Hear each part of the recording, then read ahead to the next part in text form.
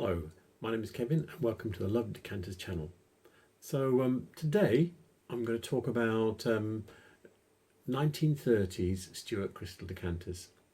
And yeah, so my last video was sort of up to 1930, and yeah, and I was going through the catalogues I've got, looking at 1927 one and the 1939 one I've got, and just trying to, make sure I've got the right decanters in place, etc., etc. And I realised probably there was something that I should have highlighted that was interesting in the 1927 catalogue. So what I'm going to do is I'm going to cut away quickly now and show you something from the 1927 catalogue that I think is interesting, and yeah, it messes up all your dating. So anyway, let's have a look at this. On my lap here I have the 1927 catalogue, and yeah, look at this. This looks like it's late Victorian, Edwardian. Yeah, this looks like it would be 1920s. Yeah, this doesn't look, but this one here, this one looks like an Edwardian decanter. I would normally say, and if I go over the page, there's some more Edwardian-y looking ones, and then look at this one. It looks very Victorian. So this is 1927. So this is after, this is 9 years after World War One. Edwardian's supposed to be end. We're in the interwar period. And oh, actually there's another one that looks very Victorian as well. So what it says is that this style of decanter, these kind of like Victorian Edwardian type decanters, carried on being produced for quite a while after you'd expect them to. By the 1939 catalogue, all that stuff's gone. It's a different world. But yeah, this stuff is still going on, still being made in the 1920s, right through to the late 1920s. There's a gap in the catalogues, so yeah, it would be nice to see something in between, but it is what it is. But yeah, very interesting. As I said, not helpful if you're trying to date things. And when the thing is that when you are dating, you always go for an earlier date. So you go, this is from when I think this is made. So this might have been, this design might be from the 1890s. And so I would say always go, even though I'm seeing it here and it's the late 20s, I would go, yeah, late Victorian, because that is the style. So, and I'm back, yes. So, as I said, by the time we get through to the 1930s, all of that kind of Edwardian-y, Victorian stuff is gone. There's much more, how can I say, things that are influenced by the Georgian era. They're not, from Stuart's point of view, they weren't doing exact copies like some of the other people were, like Austin Hill or even Whitefriars were doing very close copies. Theirs were more kind of inspired by. So you can see, yeah, this is definitely a later decanter, from across the room. You don't have to pick it up and go, oh, how much wear has this got? Or is the technology right, etc. It's kind of looking like a cartoon of what a Georgian decanter would look like. And then you've got the sort of like softer, I would say softer look of Art Deco as well. So they haven't gone in for that sort of like really angular stuff that you're seeing sometimes from France and from Bohemia. Their Art Deco look is much softer. But anyway, I'm going to jump on and show you some of the decanters that I actually have. So here we go. So the first decanter I'm going to show you is actually not in my catalogues, not in any of my references, and is not marked. But yeah, I know this is Stuart Crystal. It's so 1930s. One of my problems is that, and yeah, it's a classic Ludwig Knigh design. One of my problems is that I've got 1939 catalogue. I don't have any earlier ones. And then post-war, it looks like there's a gap till about 1970. So that is the reality of it. So what was happening just after the war? However, the chief designer for Stuart Crystal, Ludwig and I, died during the war. I think. Anyway, he definitely retired during the war, and yeah. So this is one of his designs all over. There's other decanters with bits of this design, and there's other glassware in the 1939 catalogue with bits of this design. So what I will do is I'll show you the 1939 catalogue now and show you what I'm talking about. Oh, and let's have a close look first. Yeah, I nearly forgot. So what you've got here, something that Ludwig and I liked was vertical stripes and leaf patterns. And quite often he does do this kind of like matte cutting as well. And yeah, and there's no pouring lip on this. It's a really, I've got other decanters that are like this with no pouring lip, and they've got this kind of like, you have to grab hold and have, well, big hands with long fingers like I have to actually really use it one-handed. So yeah, it's not, there's no neck to grab hold of. It's not actually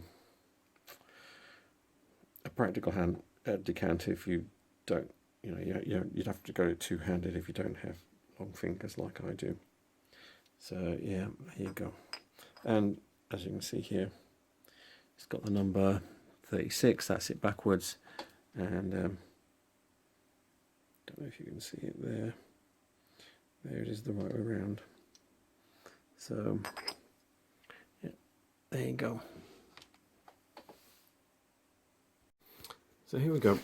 This is not the exact same decanter, but you can see you've got here the stopper, cylinder stopper with the 3 rings on it. It's got a kind of rounded body, but nowhere near as rounded as the one we were looking at.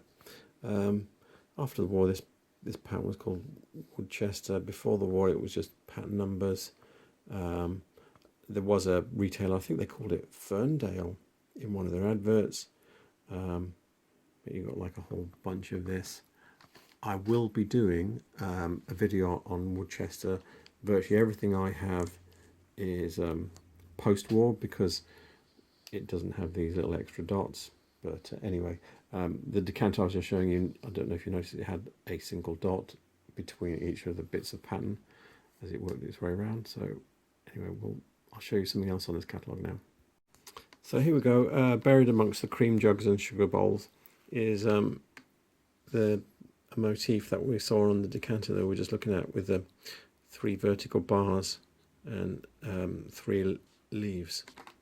I have seen a picture of this in a real one, and I think, if I remember rightly, the leaves are also in that same matte cutting. So this is probably part of the same service. I don't know what the timeline is for this, whether it was early or what, but there you go. The pattern and a lot of the elements of the decanter are in the 1939 catalogue. So here we have a nice little Spirit decanter that is in the 1939 catalogue, and it's got those same vertical bars and leaf motif. 5 leaf this time, but still 3 vertical bars, but the bars are going right through. Yeah, and it's kind of like Georgian style stopper. I can't see a number on this one, but anyway, it fits really nicely. I didn't even check if it's marked, and yes, it is. It's marked. There you go. You can see that really clearly. Stuart, England, and yeah, this is in the 1939 catalogue, and I will dig it out and show it to you. So here it is, in the 1939 catalogue, pattern 27567. That's it exactly. What's interesting is that this is obviously part of the service, although they're saying this is Spirit decanter, so yeah, that's what it's described as. If I go back, interestingly, they've got cocktail shaker. It's funny because this has got 7 leaves, not 5, but still the 3 same bars, and they've given it a slightly different pattern number. 28415, and rather sweet little tumblers to go with it. So there you go. Oh yeah, these are Stonkin decanters. These are in the these two are in the 1939 catalogue, and the pattern for this is in the 1939 catalogue, and I'll show you that these two are definitely Ludwig Knigh designs. I'll show you why I say that. One of the things he liked to do was to have these lenses with the edges cut into them, or ellipses I should say. Yeah, this is really nice design. The base is nice as well because it's got these kind of, can you see? I mean, it's got a polished out pontil and then they've done this little extra bit on it. And yeah, and the stopper is, yeah, the stopper's slightly AF, but yeah, still very usable. And if I wanted, I could probably get a different one fitted on there. I'll show you why in a minute. But anyway, so that's that one. I'm trying to remember what this is called. I think it's called Ellesmere, but I'll show you the pattern anyway. So here we go. Look at that. That's fantastic. Again, the same ellipses with the edges cut out, and then these stylized ferns wrapping around. The same stopper. The base is cut with a normal star cut. Yeah, that's lovely. This is a design that went on post-war. So yeah, so that's nice. Now, this is a rare one. This is the only one I've seen that's like it. It's not in the catalogue. I'm not overly keen on the design. To me, it seems too fussy. But this is obviously a higher quality thing. I'll show you why. Look at them. Look at how they've actually cut the top of the foot, as well as this kind of, how you'd call that. The star cut base is cut differently. I don't know what you'd call that. But yeah, it's like unidirectional. You can go around that way and then you can't go that way. Yeah, this is a marked piece as well. I don't know if you can see that there. And yeah, so very high quality, much more work than the other two, I think. But yeah, not my favourite design. But I will show you those in the catalogue. I will show you a vase with that pattern on there, but the other two are in the catalogue. And then I'm going to show you something else that will make you cry. So I can show you two of those Overlord decanters we were looking at here. There's this one, pattern number 28078, and then just down here there's this one, pattern number 27886. This one was made after the war. I don't know about this one, but I know that this is rarer, so possibly not. And yeah, I'm going to have to go forward a few pages, so let me cut out and show you what I have for the other one that I was showing you. So I don't have the decanter, but what I do have is the cut pattern. So the cut pattern we saw with the cross, with the flowers. Yeah, here it is on a vase in the 1939 catalogue. Clearly they didn't like it enough to keep it going that long. So yeah, this is what happens when you buy glass from people that don't know what they're selling. So this was nicely packed, apart from the fact that the person posting it sellotaped the stopper in. And if you look at the shape of a stopper peg, it's like a wedge. Yeah.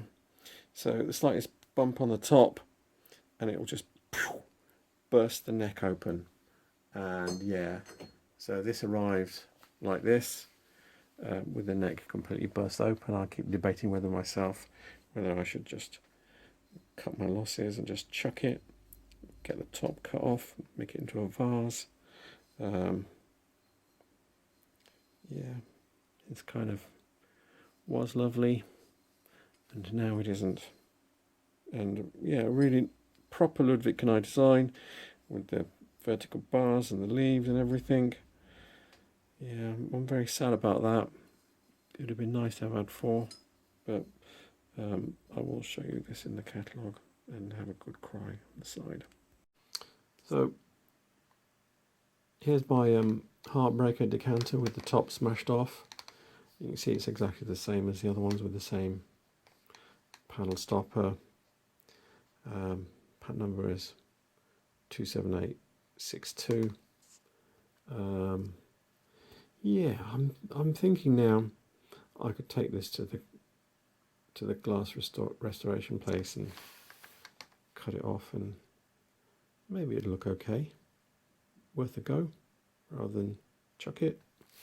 So yeah, maybe I'll do that.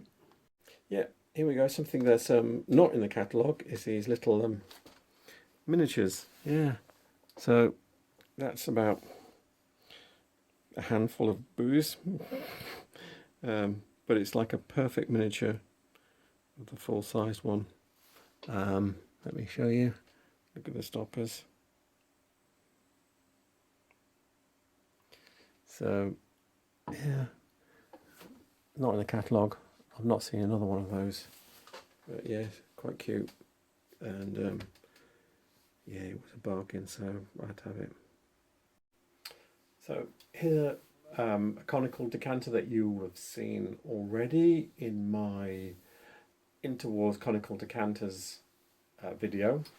But yeah, it's another Ludwig Knigh design with the vertical bars, the leaves. These are also matched on the stopper, which is very nice. This is not in the catalogue for 1939.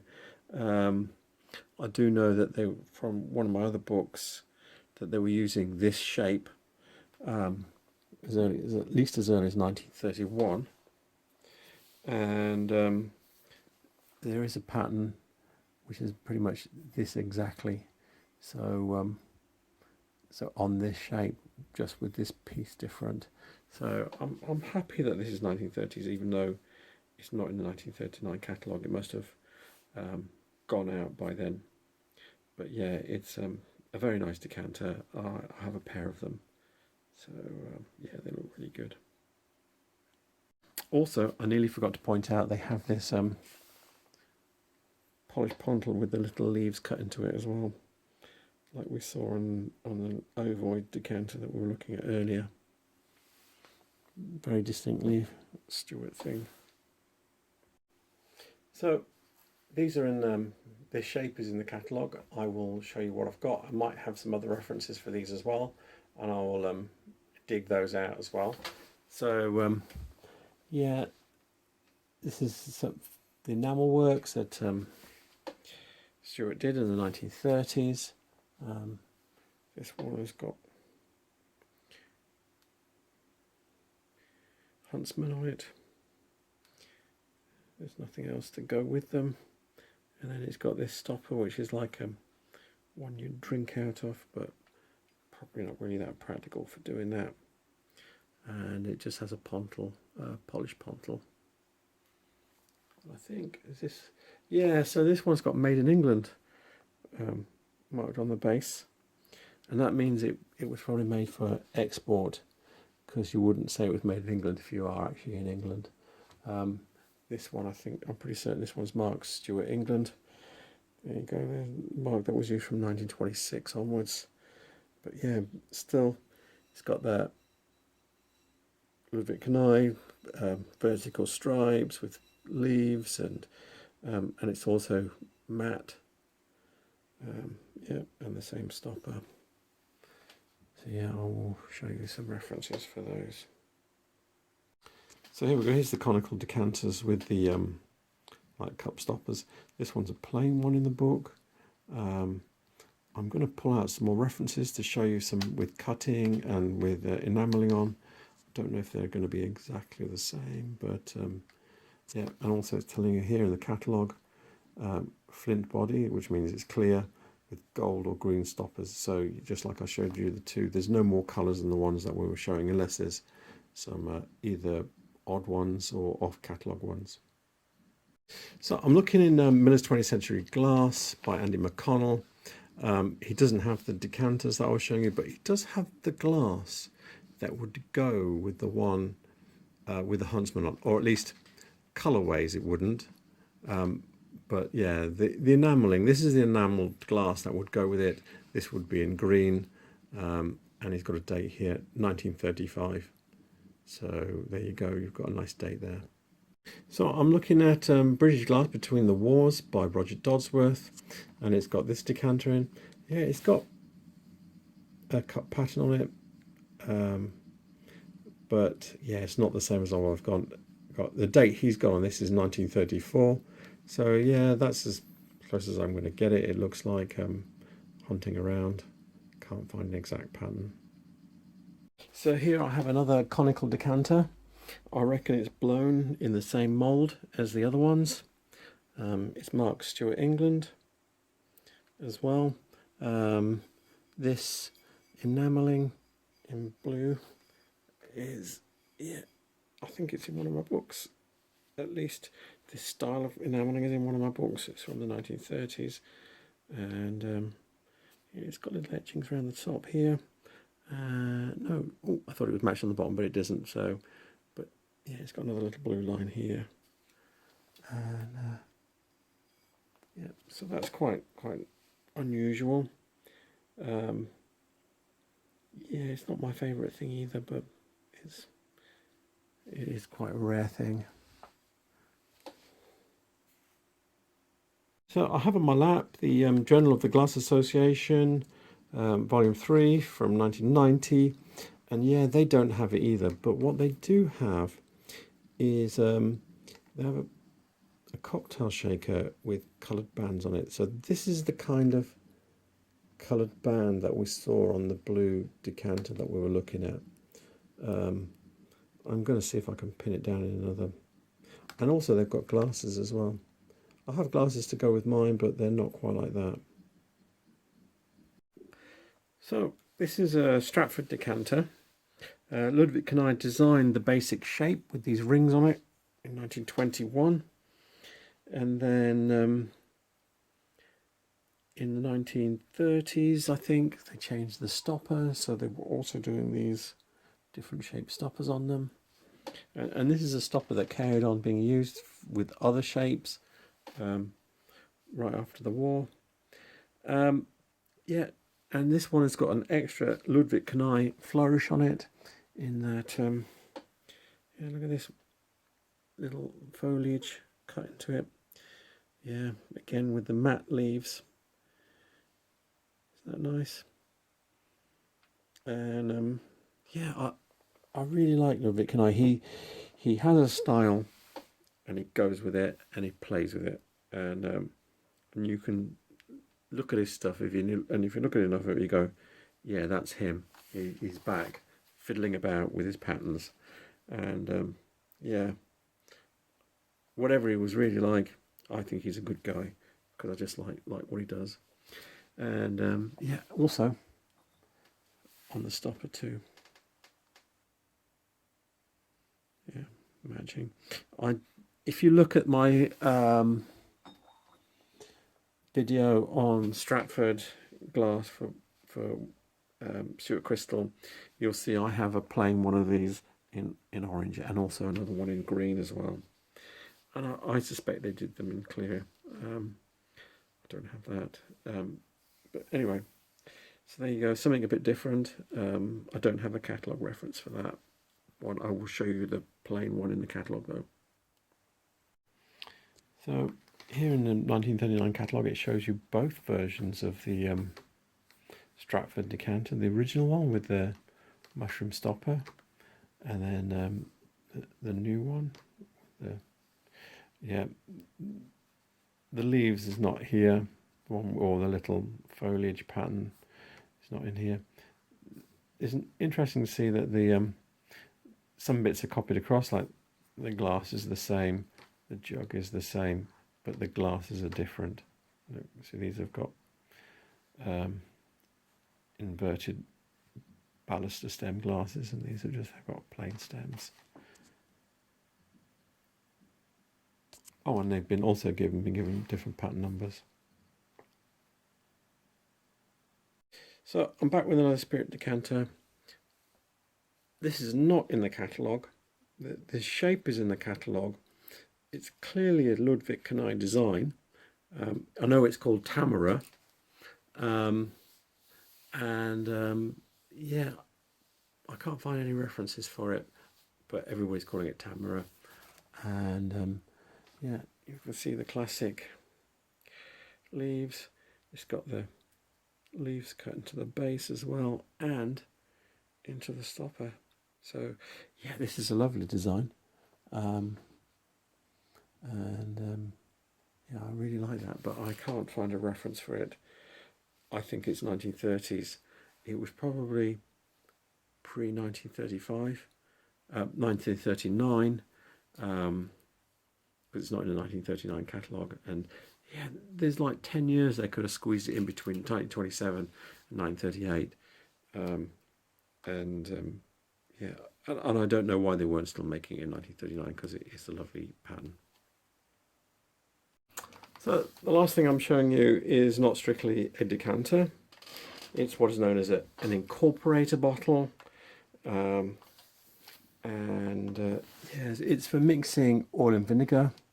These are called Mercury Rings, because they do look, they're not coming out very well in the picture, but you can see there's basically like a barrier, lots of little barriers inside here, so that when you mix something, it gets stirred up properly by these little bits that are sticking out inside.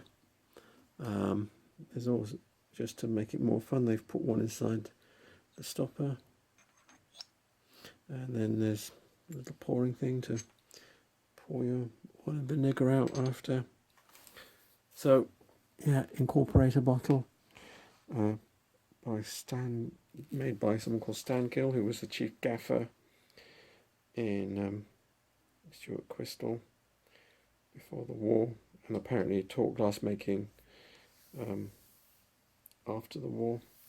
So yeah, I can't find the book that this is in, so I'll tell you where it is.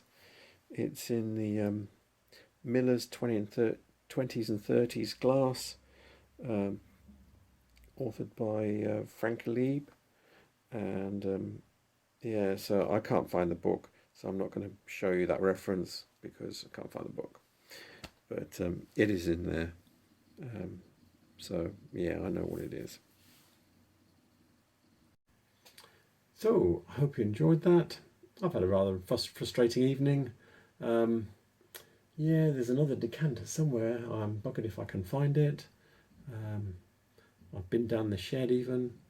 Yeah, I can't find it. And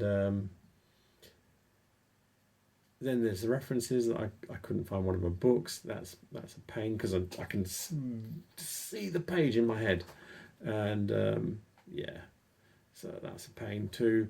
And then I was trying to find the Conical Decanters to see if anybody had one exactly like the ones I've got, and they don't. And I know they're Stuart Crystal, and I know they're 1930s. And that's the thing, is that when you live with all this glass, because it's my collection, you kind of, you're scratching and sniffing it all the time, so to speak, and you get to know the designers, and you get a feel for what they do, and you can look at something and go, oh yeah, that's his. So but when you can't get your hands on something again to go, there it is in the book, there's a reference, it's in the catalogue or whatever, yeah, it's very frustrating, because I don't want to bullshit you guys. But anyway, that's the video I've done today. I hope you liked it, and please remember to like and subscribe. Oh, and yes, sorry, nearly forgot, the references will be in the description below. Thank you, bye.